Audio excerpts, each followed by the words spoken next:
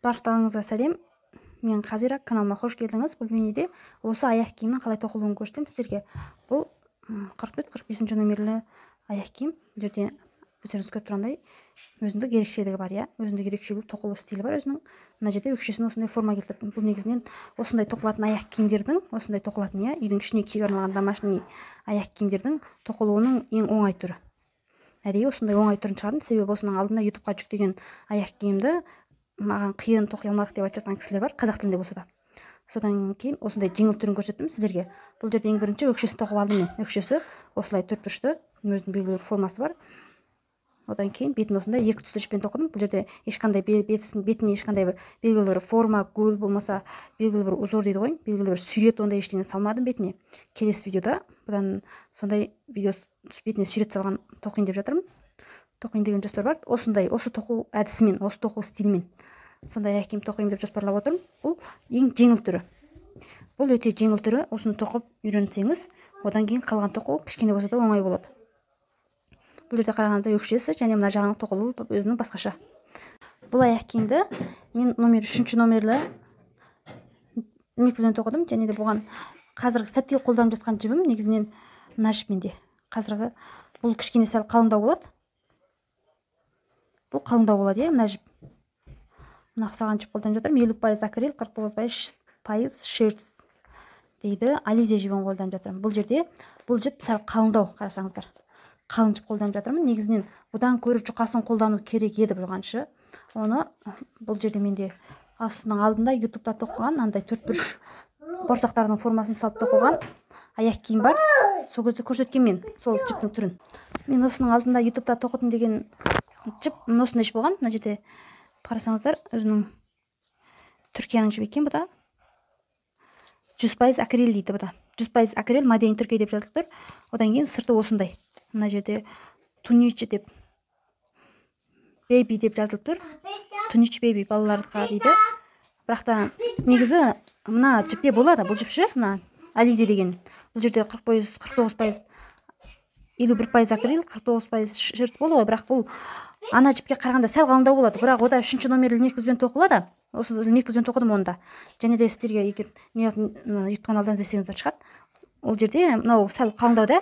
Ол жерде егер бетіне узор салып тоқитын болсаңыз, екі түсті жіппен тоқылғаннан кейін узор салып тоқылған аяқ киімнің мына жері қалың болады. Мына жері қалың. Ал мына узор салып тоқылмаған жай, осы жай бір түсті жіппен тоқысаңыз да, бұның қалыңдығы осындай болады. Қалыңдығы кәдімгідей қалың. Бұлай майыстырсаңыз да, міне кәдімгідей қалың болып тұр, білініп тұр, кәдімгі кигіз сияқты қалың болып тұр. Бұл жылы болады аяқ киімге. Кәдімгі 100% акрил иранский жіппен тоқылған аяқ киімге қарағанда, мынау қалың болады. Қалың, әмбесінде бұның тоқылу өзгеше болғандығы үшін, әмбесінде бұның өзінің ерекшелігі, яғни ұлтарақ салу, өкшесіне форма салуы. Соған байланысты бұның тоқылуы сәл не болады. Тоқып сатқан кезде бұл 100% акрил иранский жіпті домашниймен тоққанға қарағанда, мына одан гөрі қымбатқа сатылады және қымбат жүреді. Бұның себебі тоқылуған гөрі көп жұмысты қажет етеді, көп жұмысты талап етеді. Сосын ол жіпке қарағанда мына жіптер қымбат тұрады. Мәселен, мына жіпті мен Алматыдан 850-ге ма сондайға алдым. Ал 100% акрил иранский жіпті мына жіпке қарағанда сәл арзан қалдым. 150 теңге ме, сондай арзан болды, 100 теңге ме.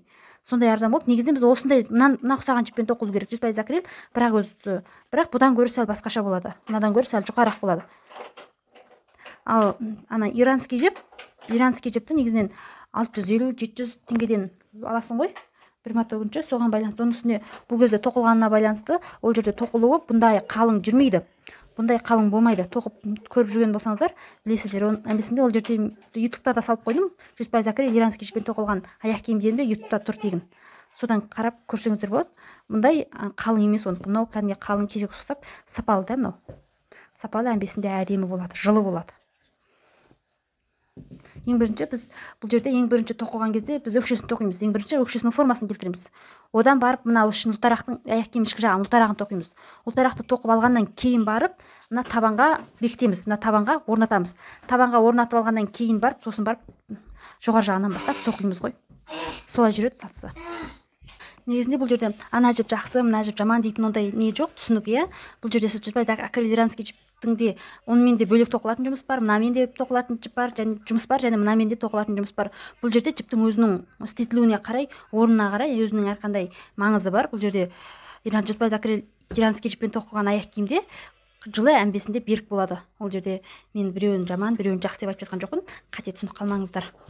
Айтпақшым, бұл жерде аяқ киімдердің ұқсамауы және тоқылуына байланысты солай болады. Егер де сіз 100% акрил иранский жіппен де тура осы ұқсап табанына өрнек салып үстін қондыратын болсаңыз, оны да кәдімгі табан қондырылмағанына қарай қымбатқа сатуға болады. Өйткені бұл жердегі бастысы рөл ойнап тұрған мына жеріндегі өкшесінің узорымен және табанның тоқылуы, сосын үстінің басқаша жабылуы. Егер де сіз аяқ киімге кез келген жіппен тоқылған аяқ киімге табан сап, оның үстіне жауып, оның үстіне узор тоқсаңыз, егер узор тоқмасаңыз, оның үстіне белгілі бір форма болмаса, бір гүл, сондай гүл тағы басқа бірдеңемен әшекеймен әсемдесеңіз, онда ол аяқ киімді кәдімгі ештеңе істетілмеген қарапайым аяқ киімге қарағанда 1000-2000 теңге болсын қымбатқа сатуыңызға болады. Өйткені сіз бетіне егер гүл тоқылсаңыз, ол гүлдің жеке өзінің бағасы бар ғой, соны қосасыз үстіне.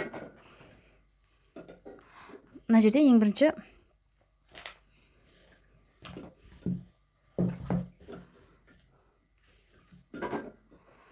мына жерден жылжымалы сақина жасап аламыз, иә. Екі қабатталған жылжымалы сақина, иә, міне. Екі қабатталған жылжымалы сақина жасап алдым. Және бұл жерде көтерілгегінен ауа ілмегінен біреу, екеу, үш ауа ілмегін ілдім. Үш ауа ілмегін ілдім де қасына бір көтеріп толық биіктік ілдім. Одан кейін толық биіктікті бірақ іле салмаймын. Мына жерде толық биіктіктің біріншісінен өткізіп алдым ғой. Біріншісінен өткізіп алдым. Одан мен соңғы екеу қалды ғой. Соңғы екеуінен бұл жерден жасыл жіпті өткізем. Жасыл жіпті сәл ұзындау етіп қолыма алам да. Бұл жерден екеуінен жасыл жіпті өткізем. Жасыл жіпті өткіздім де. Жасыл жіптен екі толық биіктік жасап шығамын. Осы шеңберді айландырып.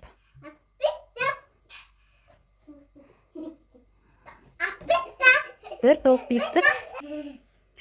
биіктік көтердім, және екінші толық биіктік көтерем. Осы жасыл жіптен. Екінші толық биіктіктің ілмек бізде үшеу, иә. Екеуінен бірі өткізем, екіншісінен өткізіп, екіншісінен қызыл жіпті өткіземіз. Себебі бізде бір қызыл, бір жасыл болып шығу керек, өкшесімен. Екіншісінен қызыл жіпті өткіздім. Одан кейін қызыл жіптен де тура осылай сақинаның ішінен мына жерде бір толық биіктік алам. Одан кейін екіншісінен және де толық биіктік жасайым. Екінші толық биіктік мына жерде.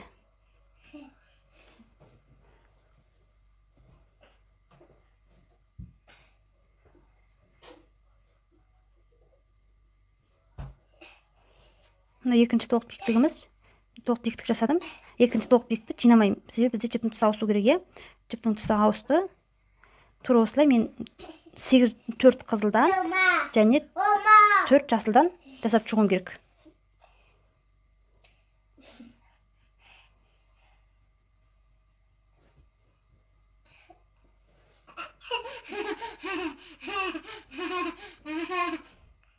Енді жасылдан мынаның арасындағы жіптерді қосып арасына алып кетеміз. Мына жерде міне бір толық биіктік жасадым жасылдан, иә. Одан екінші толық биіктіктің бір-екі жібінен өткізем, екінші жібіне келген кезде жіптің тұсын ауыстырам. Одан кейін және де бір толық биіктік жасайым қызылдан. Одан кейінгісінде мына жерде қызыл жіптің екінші толық биіктігі екеуінен өткіздім, және одан кейінгісін өткізбеймін. Одан кейінгісін жасыл жіпті өткізем. Жасыл жіпті өткізем де, одан кейін және де жасыл жіптен толық биіктік жасайым. Бір толық биіктік жасап болдым, екінші толық биіктік, емне. Бұл екінші толық биіктікті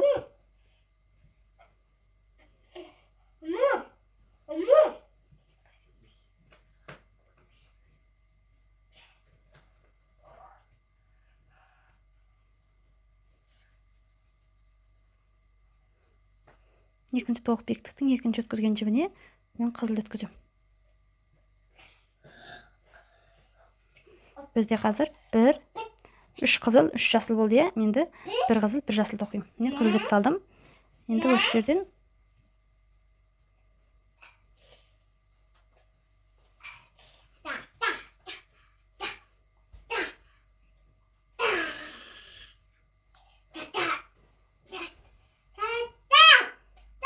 бір қызыл,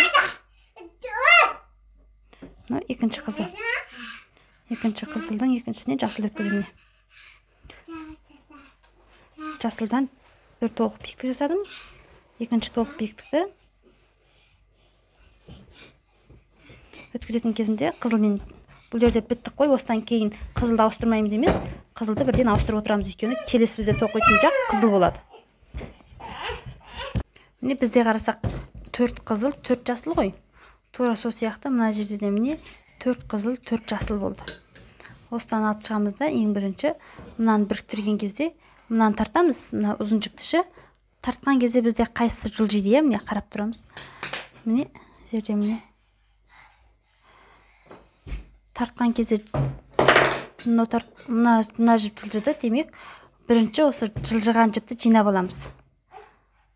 Жылжыған жіпті жинап аламыз.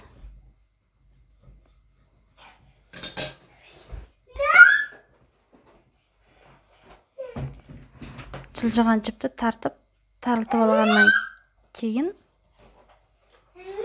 барып мына қасындағы мына қызыл жіп тартамыз. Біз осылай жылжымалы шеңберді жаптық, міне. Жылжымалы шеңберді жаптық. Жапқан кезде біз оң соңында қызыл мен жасылмен бітуі керек еді. Біз бірақ жіп ауысу реті жасыл қызылға келгендіктен біз қызыл жіппен бітірдік, Қызыл жіппен бітірдік. Енді екеуін қосамыз.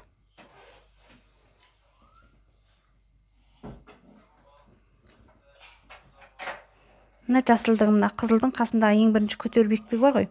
Сол жерге алып кеп жауамыз. Мына артындағылары бірге қосылып отырады. Мына жерде міне бекітуге келдік. Бекітеміз бірінші. Бекіткен кезде міне арасында қызыл тұр, міне қарасаңыздар. Осы жерден 1, 2 көтерілуге келдім. Мынау біріншісі болды. Екіншісін мына 2 қызылдың ортасынан алам. Мына жерде 2 қызылдың ортасынан алам.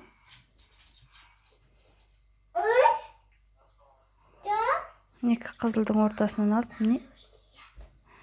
Мынау екіншісі, үшіншісін мына қызылдың, мына соңғы қызыл мен жасылдың мына жерде екеу ғой бізде. Біріншісін, мына біріншісі көтерілгемен кетті, екіншісін 2 қызылдың ортасынан, үшіншісін мына қызылдың шетінен алам. Қызылдың шетінен бір қызыл, бір жасыл, Бұл жерде 3 болды. Бізде басында 2 таяқша еді, енді төбесінен 3 таяқша көтердік, Одан кейін келесісін бізде 3 таяқша болады. 3 таяқша кезде бізде мына жерде жіптің түсі ауысады.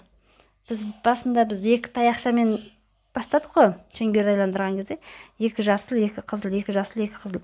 Ал үстіндегі екінші қатарымыз 3 жасыл, 3 қызыл, 3 жасыл, 3 қызыл болып өзгеріп отырады.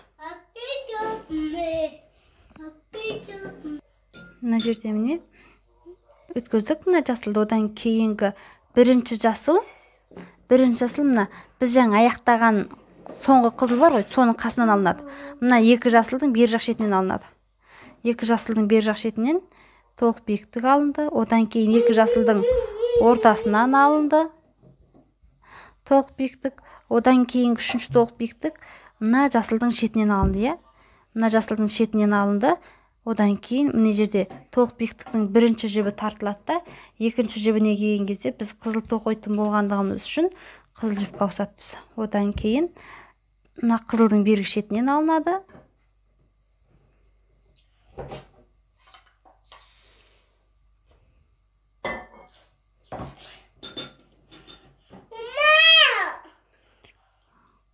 Қызылдың мына жерде қызылды аламыз.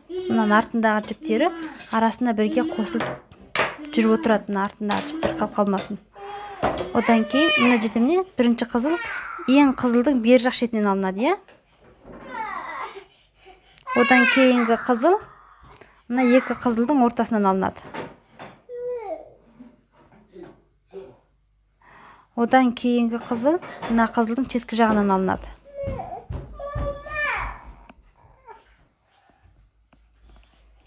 Мына жерде 3 қызыл тоқыдық қой, енді жіптің түсі жасылға өзгереді. Мына жерден жасыл жіпті алып шығамыз. Жасылдан кейін мына жерде жасылдың бергі жақ шетіне толық биіктігі арқылы жасыл тоқимыз.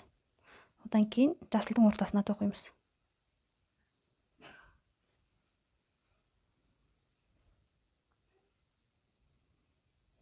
Одан кейін жасылдың шетіне тоқимыз, иә, міне. Жасылдың шетіне тоқимыз. Жасылдың шетіне тоққан кезде ең соңғы бірге алатын жіпті оның жіптің тұсына ауыстырамыз, иә, міне. Қызылды алдым. Одан қызылдың бер жақ шетіне тоқимыз қызылды. Тоқ биіктік жасаймыз, иә. Одан кейін қызылдың ортасына тоқимыз. Одан кейін қызылдың бер жақ шетіне тоқимыз. Қызылдың бер жақ шетіне тоқимыз.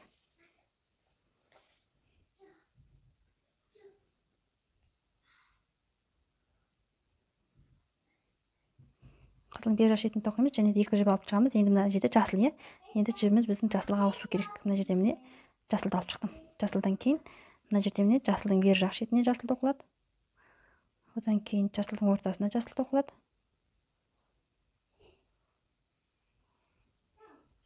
Одан жасылдың бер жақ шетіне жасыл тоқылады. Одан мына жерде соңғысында бізде жіптің тұсы ауысады, иә. Қызыл жіпті алып шығамыз. Қызыл жіпке ауыстырамыз жіптің тұсын. Ауыстырдым. Одан кейін қызылдың бер жақ шетіне тоқылады.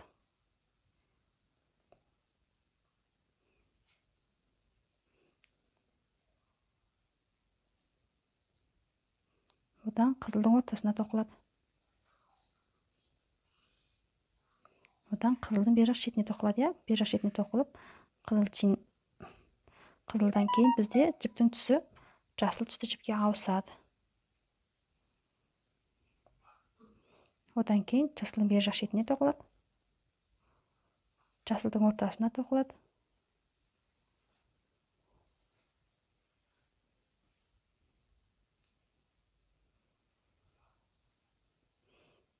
Одан қызыл мен жасылдың ортасына, яғни қызылдың соңғы шетіне және де тоқылып, бұл жерде енді жіптің түсі қызылға ауысады. Ауыстырып, мына қызылдың бер жақ шетін алып кеп, мына екінші шеңберді аяқтаймыз. Екінші шеңберді бекітеміз. Жабамыз, яғни. Екінші шеңберді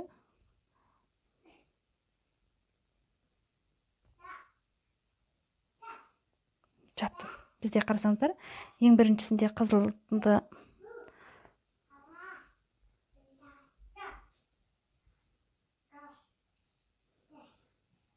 мына жерінде қарасаңдар, ең бірінші қызыл бізде екі түзу таяқша, иә, екі толық биіктіктен жасағанбыз, иә. Одан кейін 3 толық биіктік болды. Енді 4 толық биіктік болады.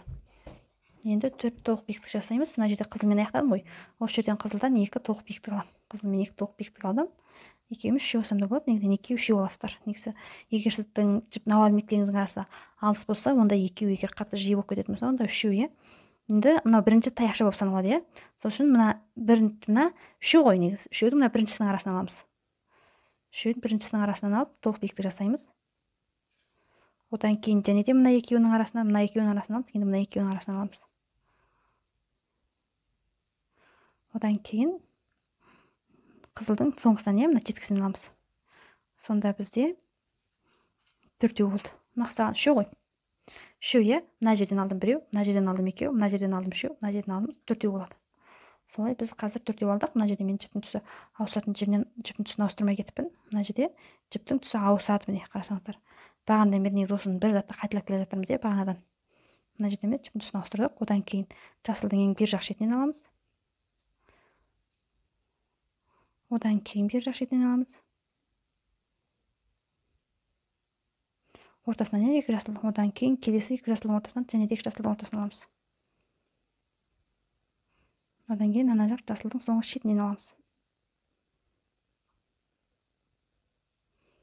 Соңғы шетінен аламыз және соңғы шетінде де жасылдың түсі ауысады. Жіптің түсі, иә, қызылға.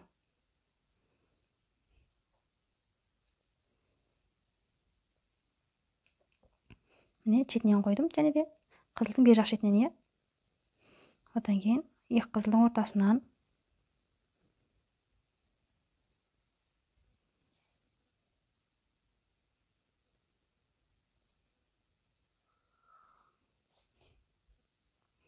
одан кейін және де екі қызылдың ортасынан одан қызылдың шетінен. Бұл жерде соңғысында жіптің түсі ауысады жасылға. одан жасылдың бер жақ шетінен, ең бірінші бұл төрт бұрыштың, доңғалақтың 4 қызыл 4 жасыл, ең біріншісінде 2 толық биіктіктен басталды, 2 толық биіктіктен қызылдан 4-еу, жасылдан 4-еу. Солай басталып, одан кейін үстіне екінші қатарды айландырған кезде жасылдан 3-еу, қызылдан 3-еу қылдырып, бірінен 4-4-тен қылдырып айландырдық, одан кейін мынау қазір бізде үшінші қатарымыз, міне 1 2 3 4 қызылдан 4-еу, 1 2 3 4 жасылдан 4-еу қылдырып, енді үстіне және де мынау бірінші қатар, мынау екінші қатар, мынау үшінші қатар, төртінші қатар болады. Төртінші қатар қызылдан 5-еу, жасылдан 5-еу болады. Сонымен бұл шеңбер аяқталады қазір. Мынадан кейін мынаған жеткізіп, одан және де бір қатар 5-5-тен қылдырып айландырып шығамыз. Мына жерде міне жасылдың соңғы жақ шетінде жасыл тоқып жатырмын, жасылды толық көтердім. Одан кейін бізде жіптің түсі ауысу несіне келді. Біз соңы болса да жіптің түсін ауыстырамыз дедім, және ауыстырамыз, және мына жерге қызылға алып келіп бекіттім. Қызылға алып келіп бекіттім. Бізде бұл үшінші қатар, бізде 2 оған 3 болды, енді 4 болды, енді 5-ші қатарды бастаймыз. Енді 4-ші қатарда бізде 5 болады, 1 2 3 мына жерде. Мынау біріншісі болып саналды, мына жақ шетіндегісі болып, мынау көтерген биіктігіміз саналып кетті. Енді мына 2 қызылдың ортасынан толық биіктік, одан кейін 2 қызылдың ортасынан толық биіктік, одан кейін 2 қызылдың ортасынан толық биіктік, және де сонда бізде жиыны 5 қызыл болу керек. Және де мына жерде соңғы қызылдың соңғы шетінен толық биіктік аламыз. Сонда бізде қарасаңыз, мына 4-еу ғой. Мына жерден 1-еу аламыз, 1, 2-еу, 3-еу, 4-еу, 5-еу болады. Одан кейінгісінен және де солай шетінен, ортасынан шетінен болады, Мына жерде міне шетінен шықтым. Бұл жерде бізде келесісінде жіптің түсі ауысу керек еді,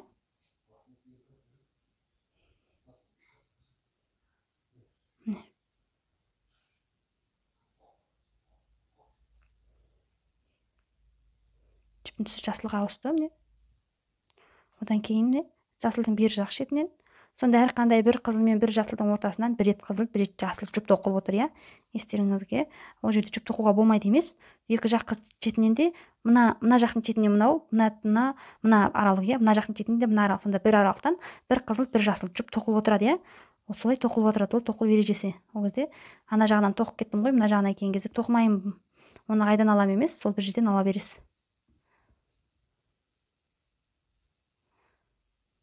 Мына жерде, мына жақ шетінен енді бізде жіптің түсі қызылға ауысады. Осы жерден жіптің түсін қызылға аламыз. Қызылға аламыз да, енді осы жерден бастап қызылды тоқимыз.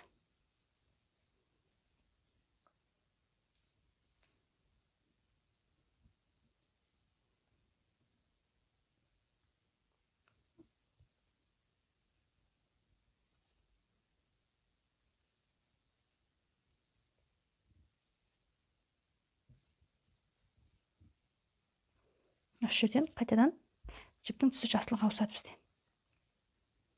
Енді тура осылай жасыл тоқшамыз. Сонда бізде қарасаңыздар, мына жерде міне 1 2 3 4 5. Басында міне 1 2 болғанда 2 таяқшы, одан кейін 1 2 3 3 таяқшы болды, одан 1 2 3 4 болды, одан кейін 1 2 3 4 5 болды, Негізінен бұл жерде ұқсаған 4 ғана емес, бұның санын үлкейтіп 6 қылдырып 8 ғой мынау. 10 қылдырып, 12 қылдырып болмаса кішірейтіп 6 қылдырып жасауға да болады бұл шеңберді. Сіздің өзіңіздің фантазияңызға байланысты. Бұның өкшесінің басқандай гүл тоқсаңыз да болады арасына. Бұл жерде ешқандай бір шектеме жоқ. Енді тура осылай айландырып мына жаққа дейін тоқып шығамыз. Бұл жерде өкшесін біттім. Мына өкшесінің соңғы 5-ші несі. Бұл жерде соңында да жіптің түсі ауысады, Жіптің түсі ауысқан кезде мен мына ұқсап жіптің түсін ауыстырып алдым. Егер мына жасыл келген кезде жасыл, қызыл келген кезде қызыл, екеуі бекітіледі ғой. Бекітілген кезде екі түсті жіп боқамасын деп, бері қарай бекіткен кезінде де осы жіпті алдым мен. Бұл жерде тағы бір ескерте кететін жайт, егер сіздерде мына жерде жіптің түсі мына жаққа келген кезде сіз, мен мына жерде қарасаңыздар, мен мына жерде жасылмен тоққам, жасылмен. Одан кейін осы жерде табан жасылмен тоқылған. Бұл жерде маңызды ең бірінші андай негізгі жіп былайша айтқанда жасыл түсі, иә. Мына себебі табан жасыл болған, мына жерде де жасыл болды. Қарасаңыздар, жасыл беті қызыл мен жасыл араласқанмен табан толығымен ұлтарағы жасылмен тоқылған, иә. Сізді ең бірінші негізгі жіпті түсін қай деп аласыз? Сол түсті жіппен бастайсыз ғой. Менде мына жерде ең негізгі жіп менде қызыл деп алдым. Менде қарасаңыздар, қазір жібім жасыл жіптен азғантай қалды да, қызыл жіптен көп бар. Менде қызыл жіп жетеді. Өйткені мен жасыл жіпті алдым да басқандай бір нәрселер істеткем да, содан жасыл аз қалды. Қазір менде мына жерде ұлтарағы жасыл болды ғой. Ал мен келесі аяқ киімде ұлтарағын қызыл қылдырайын деп тұрмын да. Сол кезде менде екеуі бірдей шығып қалатын шығар, жететін шығар деп тұрмын да, үстінде жасыл. Сонда ұлтарағы жасыл қызыл болғанымен беті бірдей, қатты бір өзгешелік болмайтын шығар, сонда да бола береді деп өзім ойлап тұрмын. Сіздерге қалай ыңғайлы, солай өздеріңіз тоқи бересіздер. Мен мына жерден бірінші мына жасылды алдым, қызылды, иә. Қызылды тура осылай кәдімгі жай илмек қой. Былай жіпті шығарып аласыз. Ілмекті екі жіптен біреу. Жіпті астынан кіргізіп алып шығасыз. Екі ілмек бізде екеу, екеуінен біреу. Жіпті шығарып аласыз, ілмек бізде екеу, екеуінен біреу. Тура осылай қылдырып, ана өкшеге келетін қылдырып, тура осы әдіспен тоқып шығамыз шетін. Тек бірақ айландырып шықпаймыз бұлай. Бұлай айландырып шығуға болмайды қазір. Мен мына жерден мына жасыл жіпті қиып тастаймын, иә. Бұл бізде енді жасылдың енді бетін тоқығанда болмаса, қалған жерінде негізінен енді біз жасылды істетпейміз. Сол үшін жасылды былай жинақ қояйын. Бұл жерде менде қарасаңыздар өкшесі міне тұр. Мынау мен жаңағы тоққаным бойынша мен екінші қатарды қай жерден бастадым? Мен екінші қатарды мына жерден бастаппын. Мына жерден ғана басталғанмен бұл өкшеге сәйкес келмейді, қарасаңыздар. Кішкене үлкенірек тоқу керекпін, иә. Өкшеме мына ұқсап келіп тұр. Мен қызылдан бастадым, иә. Қызылдан, яғни мына қызылдан бастап мына қызылға дейін тоқуым керек. Мен бір үшеу тоқуым керек, иә. Тым жоқ дегенде 3,5 қылдырып былай қарай тоқу керек. Мына қызылға дейін тоқимын. Осы жерден бастап қызыл жіппен тоқып шығамын енді. Бұл жерде белгілі бір сан, ондай ештеңе санамадым. Бұл жерде бәрі көз мөлшермен дайын табан алдыңызда тұрады. Әрбір қатарды тоқып болғаннан кейін табанға өлшеп отырасыз. Келесі табанда көбейтем бе, не азайтам ба деген сияқты да. Оны қазір қалай көретінін, қалай аз болса қайтып қосады, кем болса артық болса қайтып кемітеді. Оны қазір мынаның үстін тоқып болған кезде көрсетемін. Барлығы сол тек өлшеп отыру әдісімен. Бұл жерде табан өкшесін тоқып бітіріп алсаңыз, одан кейін несін тоқу оңай. Табан жалғастырып ұлтарақ тоқып кету оңай. Мына жерде қарасаңыздар, міне мына жерде былай келді. Өкшесі мына жерде тұр, иә. Мен мына қызылдан бастап өсіргем, иә. Мына жерде қарасаңыздар, мен мына қызылдан бастап өсіргем бұны. Мен мына қызылдан бастап өсірдім, иә. Мына қызылдан бастап өсірген кезде, мына ұқсап келген кезде, мына жағына дейін жетеді міне. Мына қызылды толық айландырған жоқпын, сонда да жетеді міне. Мына қызылды былай айландырған жоқпын мен. Мына қызылдан бастадым, міне сары жіп мына жерге келіп тұр ғой. Ал мына жерінде мына сары жіп мынаған келіп тұр міне, иә. Енді осыдан артық біреу болса болады, әйтпесе былай созылып келген кезде бұл негізінен жетеді осылай, иә. Осылай тура болды. Мен енді осы жерден бастап екінші қатарын тоқимын. Неде бастап бір қызылды толығымен аласылай. Енді бір көтерілмелеймін, иә. Көтерілмелеймін. Тура осылай екінші қатар тоқып шығамын, артына кері бұрылам.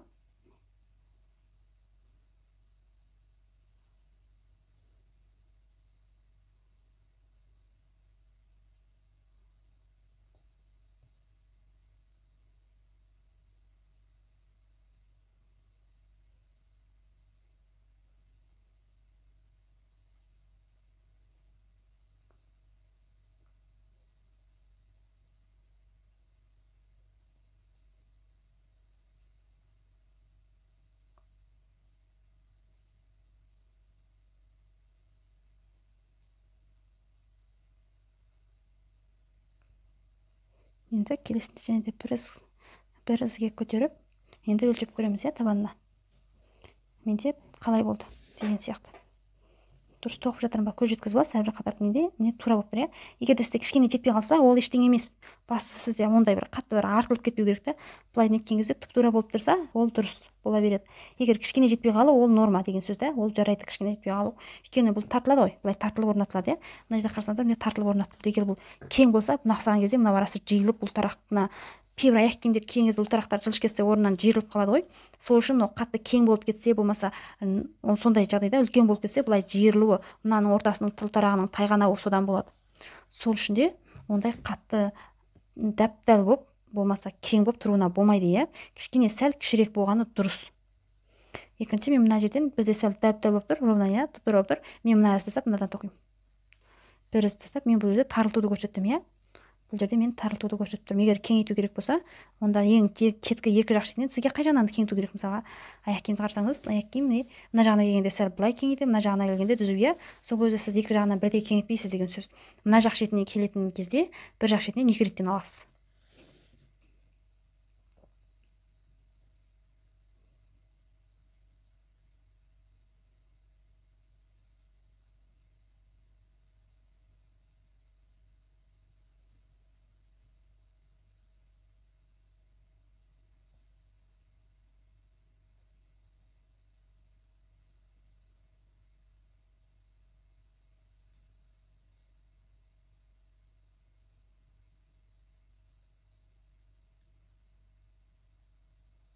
Осы жерден бір көтеру биіктігін білемін, және де тағы да бір рет өлшеп көремін. Мына жерге келген кезде қалай болып тұр? Менде міне тұп-тура, иә. Міне қарасаңыздар, міне тұп-тура келіп тұр. Міне мына жақ шеті міне, мына жақ шеті міне, ал мына жақ шеті мына жерге міне тура келіп тұр. Осы жерден бастап тура осылай, негізінен ешқандай бір артық ондай ештеңе жоқ. Тура осылай әрбір қатар өлшеп көрген сайын тура осылай тоқи бересіз. Негізінен бұл жерде тура осылай тоқу керек болған кезде, егер сіздің ойыңызда басқандай тоқу әдісі болса, бұл тарақта солай тоқсаңыз да болады. Бұл жерде қатып қалған именно осы не заң жоқ. Өзіңіздің қалағаныңыз бойынша бұл тарақта басқандай әдіспен де тоқи аласыз. Бастысы ана өкшесіне белгілі бір форма саласыз да, қалған жерін түрлендіріп тоқи бересіз. Егер де жіптің бәріне бірдей жеткенін қалаймын десеңіз, онда табанында сол екі түсті жіпті бірлестіріп, араластырып тоқуға болады.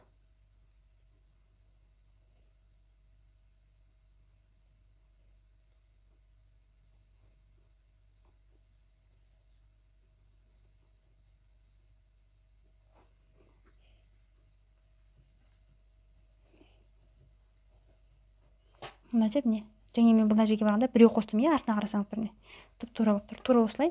Егер де біреу кеміту керек болатын болса, онда мына жақтан біреу кеміту керек болса, мына жақтан келе жатқан кезде бір орын аттатып алдыға істейсіз да. Егер де қосу керек болатын болса, онда мына жақ шетіне біреу емес, бір ең бастапқы екі жақ шетінің біреуіне 2 реттен аласыз. Міне мына жерде қарасаңыздар міне. Иә, мына жерде кейінде жетпей тұр, иә, кішкене мен мына жерінде өсірем. Сіздерге сол өсіргенде қалай өсіреді екен, соны көрсету үшін. Мына жерге келген кезде соны көрсетейін. Мына жерден тоқылды, иә. Мына жағына келген кезде бір рет тоқыдым, және мына жақ шетіне, иә, келген кезде міне осы жерден 2 рет алып тоқимын, иә, міне 2 рет алып тоқыдым. Сонда мына толды, иә. Міне. Және де бұл жерден көтерілгегін алдым. Және де егер сіз мына жерден тоқтасаңыз, онда былай тоққан кезде арасынан шетінен ашық қалып қалуы содан болады. Сол үшін ол жерден емес, мына жерден тоқимыз. Мына жерден тоқимыз. Егер сіз былай қарай қайтқанда өсіру керек болсаңыз, мына жерден тағы да біреу тоқисыз, иә. Міне. Осы жерден тағы да біреу тоқыдым. Одан кейін жалғасты осылай тоқи бересіз.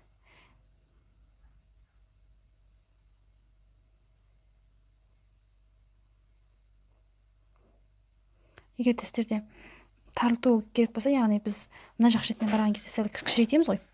Кішірейту керек болады, мына жақ шетіне барған кезде. Ол кезде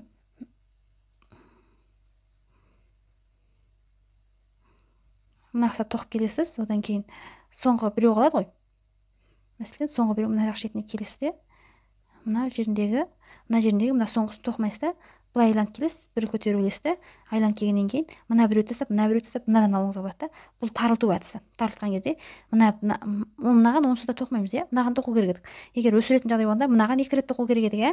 Енді қысқартатын кезде мынаны тастаймыз, мынаған тоқимыз. Сол кезде бізде мәлім бір ізге қысқарады. Бірден 4-5 қысқартып тастасаңыз, ол дұрыс болмайды. Себебі мына қарасаңыздар, міне, көрдіңіздер ме? Еппен былай қарай қысқарып келе жатыр. Тура осы әдіспен, егер қысқарту керек болса, солай қысқартасыздар. Дәл қазір тура осы әдіспен мен айландырып отырып, мына аяқ киімге келетін ұлтырақ тоқып шығамын қазір.